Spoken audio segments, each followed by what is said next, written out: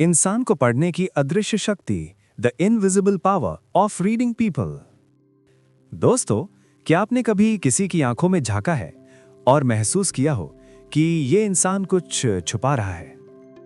मुस्कुराहट तो है, पर शायद अंदर गहरा दर्द भी है। कई बार शब्द कुछ और कहते हैं और उनकी बॉडी लैंग्वेज कुछ और बयां करती है। कभी कभी तो हम सालों से जिन्हें जानते हैं वही लोग हमें चौंका देते हैं और हम सोचते हैं, मैंने समझा ही कहां? क्योंकि असली इंसान बाहर नहीं, अंदर होता है और उसे पढ़ना एक कला है, एक विज्ञान है, एक जादू है। अब सोचिए, अगर आपके पास ऐसी एक ताकत हो जिससे आप किसी के भी चेहरे की हर मुस्कान के पीछे की कहानी समझ सकें, किसी के बात करने के अंदाज से उसके असली इरादे पहचान सकें और किसी की आंखों की हल्की सी झलक से उसका डर, उसका झूठ सब पढ़ सकें, कैसा लगेगा? अगर लोग आपसे छुपाएं और आप सब समझ जाएं बिना कुछ बोले। यही तो ताकत देती है read people like a book. ये सिर्फ एक किताब नहीं है, ये एक आईना है जो हमें दिखाता है कि हम इंसानों को कितना कम जानते हैं। जब कोई इंसान बात करता है तो उसके शब्द तो बस सरफेस होते हैं, पर असली मीनिंग उसकी टोन, उसकी आंखों और उसकी बॉडी में छुपा होता है। हर इंसान का बिहेवियर किसी ना किसी मोटिव से ड्रिवन होता है और इस किताब में आपको वो अनदेखे मोटिव्स पढ़ना सिखाया गया है। वो डर, वो ईगो, वो मास्क जो हम हर रोज पहनते हैं, उन्हें पहचानना सिखाया गया है। आप सोच रहे होंगे कि क्या ये सब सच में पॉसिबल है? क्या हम लोगों को डिकोड कर सकते हैं जैसे एक डिटेक्टिव करता है? तो जवाब है हाँ, लेकिन उसके लिए नजर चाहिए और नजर को शार्पन करती है ये किताब। जब आप read people like a book को पढ़ते हैं, ऐसा लगता है जैसे किसी ने आपकी आंखों से पट्टी हटा दी हो। आप देखना नहीं, महसूस करना सीखते हैं। सामने वाले की हर मूवमेंट, हर ठहराव, हर हिचकिचाहट में एक मैसेज छिपा होता है और अब आप उसे पकड़ सकते हैं। ये जर्नी आपको न सिर्फ दूसरों को समझना सिखाती है, बल्कि खुद को भी डिकोड करने की शुरुआत बनती है। तो अगर आप रेडी हैं लोगों को उनके शब्दों से नहीं, उनके अंदर के सच से जानने के लिए, तो ये यात्रा आपके लिए है। और हां, अगर आप ऐसी ही किताबों की दुनिया में गहराई तक उतरना चाहते हैं जहां हर पन्ना एक नई आंखें खोलता है, तो सब्सक्राइब करें हमारे YouTube चैनल को। हम शुरू करते हैं इस माइंड ओपनिंग सफर को। चैप्टर 1, मोटिवेशन, बिहेवियर का अदृश्य ड्राइवर। कभी आपने खुद से यह सवाल किया है कि लोग वो क्यों करते हैं जो वो करते हैं? कोई इंसान किसी बात पर इतना गुस्सा क्यों हो जाता है? कोई इतना शांत तो कोई इतना बेचैन क्यों रहता है? कोई किसी की मदद के लिए दौड़ पड़ता है और कोई अपना ही फायदा क्यों देखता है? क्या है वो चीज जो इन सबको चलाती है? एक अदृश्य शक्ति, इनविजिबल फोर्स, जो किसी की आंखों में डर भर देती है, किसी के चेहरे पर मुस्कान ले आती है और किसी को पूरी दुनिया से लड़ने की हिम्मत दे देती है। वही है इंसान का मोटिवेशन। वो छुपी हुई आग जो हमारे हर एक्शन के पीछे होती है। पर यह मोटिवेशन बाहर से नहीं दिखती। ये ना तो हाथों में होती है, ना चेहरों पर लिखी होती है। ये तो हमारे अंदर की किसी अधूरी कहानी से जुड़ी होती है, किसी पुरानी कमी से, किसी बचपन की याद से, किसी गहरी इनसिक्योरिटी से। यही वो हिस्सा है जिसे किताब डिकोड करना सिखाती है। कई बार वो जख्म जिन्हें हम भूल चुके होते हैं, वही हमारी असली मोटिवेशन बन जाते हैं। और तब हम कुछ ऐसा कर बैठते हैं जो दूसरों को बेतुका या अतिवादी लगता है, लेकिन हमारे लिए वो एक साइलेंट फाइट होती है, अपने ही डर, अपने ही सवालों के खिलाफ। अब सोचिए, जब कोई इंसान किसी पर चिल्लाता है, किसी को नीचा दिखाता है या खुद को हर हाल में सही साबित करने की कोशिश करता है, क्या वो वाकई मजबूत है या कहीं अंदर से वो टूट चुका है? शायद वो अपनी वर्थ प्रूव करना चाहता है, खुद को, दुनिया को, या उस किसी को जिसने कभी उसे कहा था कि तू कुछ नहीं कर सकता। मोटिवेशन हमेशा ईगो से जुड़ी होती है। ईगो को बचाने की लड़ाई सबसे खतरनाक होती है, क्योंकि उसमें इंसान अपना असली चेहरा तक भूल जाता है और फिर वो बन जाता है जैसा उसे बनना नहीं था। इसीलिए जब हम किसी को समझना चाहते हैं तो हमें उसके बिहेवियर से पहले उसकी मोटिवेशन को पकड़ना चाहिए।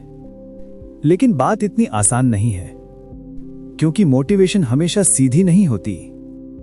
कोई मदद करता है तो जरूरी नहीं वो अच्छा है, हो सकता है वो गिल्ट में जी रहा हो। कोई शांति से बैठा है तो इसका मतलब ये नहीं कि वो कमजोर है, हो सकता है वो अपने अंदर एक तूफान को दबा रहा हो। हर इंसान कुछ पाना चाहता है और कुछ खोने से डरता है। यही उसकी असली मोटिवेशन होती है, कभी सम्मान, कभी वैलिडेशन, कभी कंट्रोल, तो कभी सिर्फ प्यार। हम सब एक अदृश्य इनाम के पीछे भाग रहे हैं और उसी की तलाश हमारे हर जेस्चर, हर डिसीजन में झलकती है। लेकिन ये मोटिवेशन हमेशा लॉजिकल नहीं होती, ये सबकॉन्शियस होती है, यानी हमें खुद को भी नहीं पता कि हम क्यों किसी चीज को चाह रहे हैं। और यही सबसे बड़ा भ्रम है। इंसान खुद को जानता नहीं और दूसरों को जज कर लेता है। यहीं पर हम सबसे बड़ी गलती बैठ करते हैं। हम किसी के एक्ट को देखकर उसका नेचर डिसाइड कर लेते हैं, बिगैर उसकी इनर ड्राइव को समझे। लेकिन अगर आपने किसी की मोटिवेशन पढ़ना सीख लिया, तो आप सिर्फ उसका माइंड नहीं, उसका दिल भी पढ़ सकते हैं। सोचिए, अगर आप किसी इंसान की मोटिवेशन डिकोड कर सकें, तो आप उसे ट्रस्ट कर सकते हैं या नहीं, ये भी जान सकते हैं। आप उसके इरादों को उसके शब्दों से पहले पकड़ सकते हैं। यह सुपर पावर से कम नहीं है। जब आप ये कर पाते हैं, आप सिर्फ लोगों को पढ़ते नहीं, उन्हें समझते हैं। और यही वो कला है जो आपके हर रिश्ते को बदल सकती है, चाहे वो बिजनेस हो, फ्रेंडशिप हो या कोई गहरा पर्सनल कनेक्शन। क्योंकि जब आप किसी को उनकी मोटिवेशन के स्तर पर समझते हैं, तो आप उन्हें जज नहीं करते, बल्कि सहानुभूति रखते हैं। और सहानुभूति ही तो है वो ताकत जो इंसानों को इंसानों से जोड़ती है। तो अगली बार जब कोई आपके सामने होगा, मुस्कुराता हुआ, बोलता हुआ या चुपचाप बैठा हुआ, बस एक सवाल खुद से पूछना, इसका असली मोटिवेशन क्या है? और यकीन मानिए, जब आप इस सवाल का जवाब ढूंढना शुरू करेंगे, तो आपको लोगों के चेहरे नहीं, उनकी कहानियां दिखेंगी। चैप्टर 2, बॉडी, फेस और क्लस्टर्स, झूठ ना बोलने वाली भाषा। कभी कभी किसी के चेहरे की एक झलक शब्दों से कहीं ज्यादा कुछ कह जाती है। कोई कुछ बोलता है, पर उसकी आंखें कुछ और बयां करती हैं। कोई हंसता है, लेकिन उस मुस्कान के पीछे एक गहराई होती है, जैसे कोई छुपा हुआ दर्द, कोई दबी हुई कहानी। इंसानों का शरीर, उनका चेहरा, उनके हाव भाव, जेस्चर्स, सब एक भाषा बोलते हैं। एक ऐसी भाषा जो बिना बोले सुनी जा सकती है। बस जरूरत है देखने की, समझने की और महसूस करने की। जब एक इंसान झूठ बोलता है, तो उसका चेहरा ट्विच करता है, उसकी आंखें कुछ सेकंड्स के लिए झपकती हैं, उसके होंठ सख्त हो जाते हैं। जब कोई डरता है, तो उसकी उंगलियां हल्के हल्के कांपती हैं, वो बार बार अपनी बॉडी का पोस्चर बदलता है। ये सब सिग्नल्स होते हैं, साइलेंट क्लूज, जैसे बॉडी के जरिए दिल चीख रहा हो कि मैं सच बता रहा हूं, ध्यान से देख। बॉडी लैंग्वेज वो कला है जहां हम हर छोटी बात से किसी के अंदर चल रही पूरी कहानी को पढ़ सकते हैं। जब कोई अपने हाथों को बार बार छुपाने की कोशिश करता है, तो शायद वो कुछ कंसील कर रहा होता है। जब कोई आपकी आंखें आपसे बचाता है, तो कहीं ना कहीं वो असहज, अनकंफर्टेबल होता है। और जब कोई आपकी बात पे सर हिलाता है, हाँ कहता है, लेकिन उसका शरीर दूसरी दिशा में होता है, तो वो मानसिक रूप से वहां नहीं है जहां आप सोचते हैं। फेस एक्सप्रेशंस तो इंसानी इमोशन का सबसे खुला दरवाजा होते हैं। चाहे इंसान कुछ भी छुपाने की कोशिश करे, लेकिन उसका चेहरा, उसकी आंखें, वो सब बयां कर देती हैं। आप चाहे जितना भी ट्रेंड हो जाएं एक्टिंग में, लेकिन एक माइक्रो एक्सप्रेशन जो एक सेकंड से भी कम वक्त में उभरता है, उसे आप कंट्रोल नहीं कर सकते। वो क्षणिक चमक, यानी मोमेंटरी फ्लिकर ही होता है सच।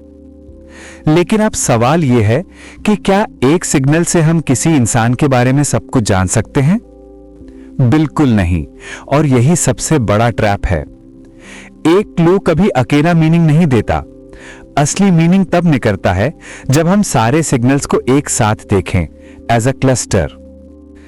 जिस तरह कोई पिक्चर सिर्फ एक रंग से नहीं बनती, उसी तरह किसी का बिहेवियर भी सिर्फ एक जेस्चर से नहीं समझा जा सकता।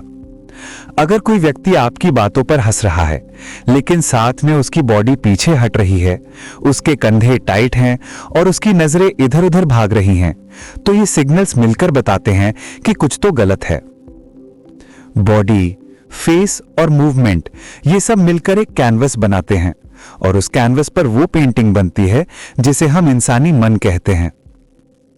अब आप सोचिए, अगर आपके पास ये क्षमता हो कि आप लोगों के जेस्चर्स, उनके एक्सप्रेशंस और उनके मूवमेंट्स को डिकोड कर सकें, तो आप सिर्फ लोगों को समझ नहीं पाएंगे, आप उनके अगले कदम को भी प्रिडिक्ट कर पाएंगे।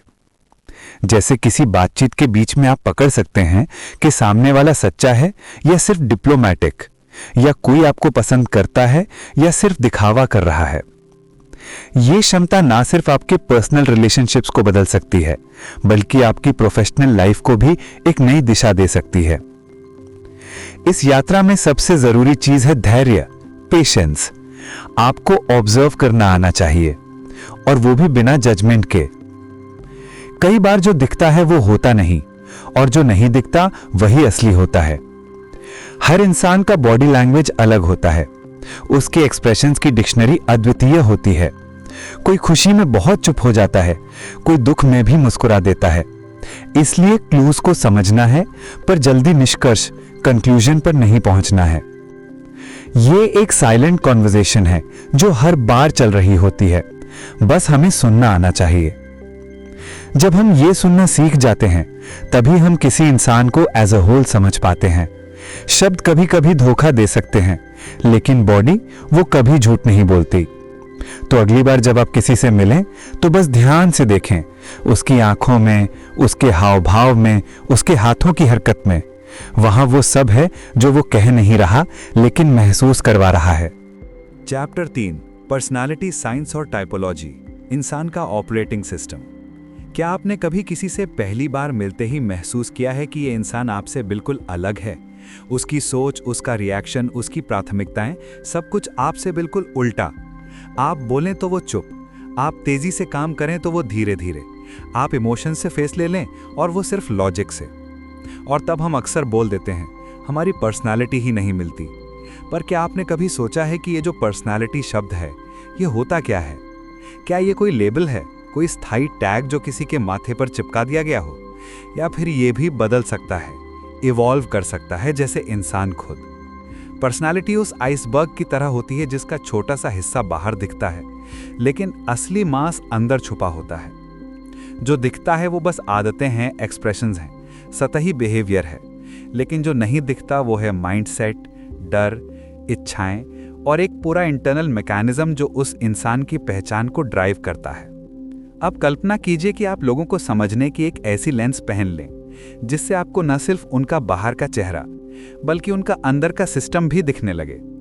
आप जान पाए कि कोई पर्सन जोखिम लेने वाला है या सेफ प्लेयर, कोई गहराई से भावनात्मक है या सामाजिक रूप से अलग, सोशली डिटैच्ड, कोई लीडर है या ऑब्जर्वर, और ये सब आप समझ सकें बिना ज्यादा इंटरैक्शन के। Sounds powerful, right? Personality science इसी सुपर पावर को एक्सप्लोर करती है। हर इंसान एक अद्वितीय मनोवैज्ञानिक पैटर्न में बंधा होता है, और वो पैटर्न प्रिडिक्ट करता है कि वो किस सिचुएशन में कैसे रिएक्ट करेगा। कुछ लोग होते हैं जिन्हें भीड़ पसंद होती है, उन्हें एनर्जी मिलती है लोगों से बात करके, उन्हें हम कहते हैं एक्सट्रोवर्ट्स। लेकिन कुछ होते हैं जो अकेले बैठकर रिचार्ज होते हैं, जिन्हें गहराई में सोचना पसंद है, जिनकी खामोशी में भी एक दुनिया बसी होती है, वो होते हैं इंट्रोवर्ट्स। लेकिन सिर्फ एक्सट्रोवर्ट या इंट्रोवर्ट होना ही पर्सनालिटी नहीं है, वो तो बस एक लेयर है। असली स्ट्रक्चर तो उससे कहीं ज्यादा कॉम्प्लेक्स होता है। पर्सनालिटी के पीछे होती है मोटिवेशन। कुछ लोग पहचान के लिए जीते हैं, कुछ स्थिरता के लिए, कुछ चुनौती के लिए, और कुछ इनर पीस के लिए। कोई हावी बनना चाहता है, कोई समझदार, कोई नियम तोड़ने में कंफर्ट फील करता है, तो कोई हर नियम को पवित्र मानता है। जब हम इन पैटर्न्स को पहचानना सीखते हैं, तभी हम लोगों को सही मायनों में समझ पाते हैं। सोचिए, अगर आप ये समझ जाएं कि आपके सामने वाला इंसान फैसले इमोशन से लेता है या लॉजिक से, वो आइडियाज़ में जीता है या प्रैक्टिकल एक्शन में, तो आप ना सिर्फ उससे बेहतर कनेक्ट कर पाएंगे, बल्कि उसके साथ कॉन्फ्लिक्ट भी टाल पाएंगे। क्योंकि कई बार गलतफहमी सिर्फ इसलिए होती है क्योंकि हम सामने वाले की लेंथ से चीज़ों को देखने की कोशिश ही नहीं करते। पर्सनैलिटी को समझना मतलब किसी इंसान की मैनुअल पढ़ना। वो मैनुअल जो बताता है कि उस इंसान को क्या चीज़ हर्ट करती है, क्या एक्साइट करती है और क्या चीज़ उसे सेफ फील कराती है। ये समझ आपको हर रिलेशनशिप को ठीक करने यानी हील करने और मजबूत करने की ताकत देती है। और हाँ, पर्सनैलिटी स्टैटिक नहीं होती। ये एक नदी की तरह होती है जिसका बहाव उम्र, अनुभव और दर्द के साथ बदलता रहता है। कभी कभी एक ट्रॉमा किसी खुशनुमा इंसान को इंट्रोवर्ट बना देता है और कभी एक छोटी सी सक्सेस किसी शांत इंसान को कॉन्फिडेंट बना देती है। इसलिए पर्सनालिटी को लेबल मत बनाइए, उसे एक जर्नी की तरह देखिए। अब सवाल उठता है कि इस यात्रा को डिकोड कैसे करें, कैसे समझें कि कौन सा पैटर्न किस इंसान पर लागू होता है। यहाँ पर्सनालिटी टाइपोलॉजी टूल्स हेल्प करते हैं, जैसे MBTI, बिग 5, एनीग्राम। ये फ्रेमवर्क्स हैं किसी को बॉक्स में डालने के लिए नहीं, बल्कि पुल हैं जिससे हम दूसरों की दुनिया तक पहुंच सकें। लेकिन टूल से भी ज़्यादा ज़रूरी है आपकी नीयत। आप किसी को समझना चाहते हैं ताकि आप उसे कंट्रोल करें या ताकि आप उसे स्वीकार कर सकें जैसा वो है। यही फ़र्क तय करता है कि आपकी नॉलेज एम्पैथी में बदलेगी या मैनिपुलेशन में। जब आप पर्सनैलिटी को उसकी पूरी जटिलता में देखना शुरू करते हैं तो आप लोगों के सुपरफिशियल एक्शंस के पीछे का गहरा सत्य देखने लगते हैं। तब आप जज नहीं करते, आप कनेक्ट करते हैं। और यही कनेक्शन इंसान को इंसान से जोड़ता है, रिश्तों को गहराई देता है। चैप्टर 4, झूठ को पकड़ना, इनकंसिस्टेंसी का विज्ञान। कभी किसी ने आपकी आंखों में आंखें डालकर कुछ कहा हो और फिर भी दिल ने कहा हो कुछ तो गलत है। शब्दों में मिठास थी, चेहरे पर यकीन, पर न जाने क्यों अंदर कुछ टूटने लगा था। जैसे सामने वाला सच नहीं बोल रहा, जैसे कोई परछाई है जो दिख तो नहीं रही पर महसूस जरूर हो रही है। ऐसे ही पल में शुरू होती है एक ऐसी कला जिसे हर इंसान सीखना चाहता है, झूठ को पकड़ना। झूठ ये सिर्फ एक शब्द नहीं, ये एक परफॉर्मेंस है, एक ऐसा भ्रम जो किसी की आंखों, जेस्चर्स, आवाज और शरीर में छुपा होता है। कोई झूठ बोलता है तो वो अपने अंदर एक लड़ाई लड़ रहा होता है, अपने सच को दबाने की, अपने डर को छुपाने की।